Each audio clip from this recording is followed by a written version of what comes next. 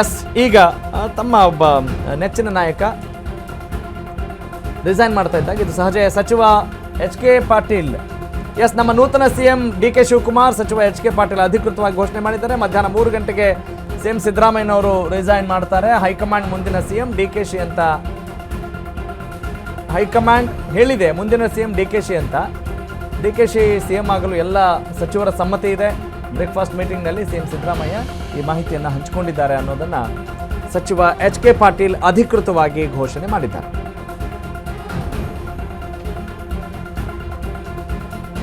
ಅದು ಮಧ್ಯಾಹ್ನ 3 ಗಂಟೆ ಆಗ್ಬೋದು, ಸಂಜೆ 5 ಗಂಟೆ ಆಗ್ಬೋದು ರೆಸಿಗ್ನೇಷನ್. ಒಟ್ಟಿನಲ್ಲಿ ಅವ್ರು ರಿಸೈನ್ ಮಾಡ್ತಾರೆ ಅನ್ನೋದನ್ನು ಗಮನದಲ್ಲಿ ಇಟ್ಕೊಳ್ಳೋಣ.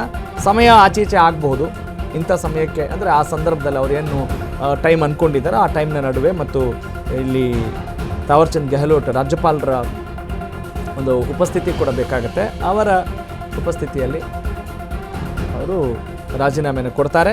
ಎಸ್, ಐ ರಿಪೀಟ್, ಸಿದ್ದರಾಮಯ್ಯನವರು ರಿಸೈನ್ ಮಾಡೋದು ಕನ್ಫರ್ಮ್ ಆಗಿದೆ. ಹೈಕಮಾಂಡ್ ಈಗಾಗಲೇ ಹೇಳಿದೆ, ಮುಂದಿನ ಸಿಎಂ ಡಿ ಕೆ ಶಿ ಅಂತ ಹೇಳಿದೆ. ಅಂದರೆ ಈ ಕ್ಷಣದಿಂದ ಇನ್ನೇನು ಕೆಲವೇ ದಿನಗಳಲ್ಲಿ ಡಿ ಕೆ ಶಿ ಸಿಎಂ ಆಗಲು ಎಲ್ಲ ಸಚಿವರ ಸಮ್ಮತಿ ಇದೆ, ನಮ್ಮ ಯಾವ ತಕರಾರಿಲ್ಲ ಅನ್ನೋ ಮೆಸೇಜ್ನ ರವಾನೆ ಮಾಡಿದ್ದಾರೆ. ಬ್ರೇಕ್ಫಾಸ್ಟ್ ಮೀಟಿಂಗ್ನಲ್ಲಿ ಸಿಎಂ ಸಿದ್ದರಾಮಯ್ಯ ಈ ಮಾಹಿತಿಯನ್ನು ಕೂಡ ಹಂಚಿಕೊಂಡಿದ್ದಾರೆ.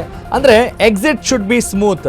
ಏನಾದರೂ ಇಲ್ಲಿ ಕಿಡಿಗೇಡಿತನ ಮಾಡಿದ್ರು, ತರಲೆ ಮಾಡಿದ್ರು ಅನ್ನೋದು ಬರಬಾರ್ದು. ಅದು ಕೂಡ ಬಹಳ ಕೌಂಟ್ ಆಗುತ್ತೆ. ಯಾಕಂತ ಹೇಳಿದರೆ ಒಂದು ಒಳ್ಳೆಯ ಚಾಪನ್ನು ತಮ್ಮದಾಗಿಸಿಕೊಂಡಿರುವಾಗ, ಒಂದು ಒಳ್ಳೆಯ ಹಿನ್ನೆಲೆ ಇರುವಾಗ, ಒಬ್ಬ ಮಾಸ್ ಲೀಡರ್, ಒಬ್ಬ ಪ್ರಬುದ್ಧ ರಾಜಕಾರಣಿ ಅಂತಿರುವಾಗ ಅದನ್ನು ಮೇಂಟೈನ್ ಮಾಡ್ಕೊಂಡು ಹೋಗುವಂಥ ಅನಿವಾರ್ಯತೆ ಇರುತ್ತೆ, ಅದನ್ನು ಕಾಪಾಡಿಕೊಂಡು ಹೋಗುವ ಜವಾಬ್ದಾರಿ ಇರುತ್ತೆ. ಹಾಗಾಗಿ ಎಲ್ಲೂ ತಂಟೆ ತಕರಾರು ತೆಗೆಯದೆ, ತರಲೆ ಮಾಡದೆ, ಬೇರೆ ಬೇರೆ ಏನಾದ್ರು ಕುತಂತ್ರಗಳನ್ನು ಮಾಡದೆ ಹೋಗುವಂಥದ್ದು ಕೂಡ ಅಷ್ಟೇ ಅವಶ್ಯಕತೆ ಆಗಿರುತ್ತೆ ಒಬ್ಬ ಹಿರಿಯ ರಾಜಕಾರಣಿಗೆ, ಒಬ್ಬ ಮುತ್ಸದ್ದಿ ಅಂತ ಅನ್ನಿಸಿಕೊಳ್ಳುವವನಿಗೆ.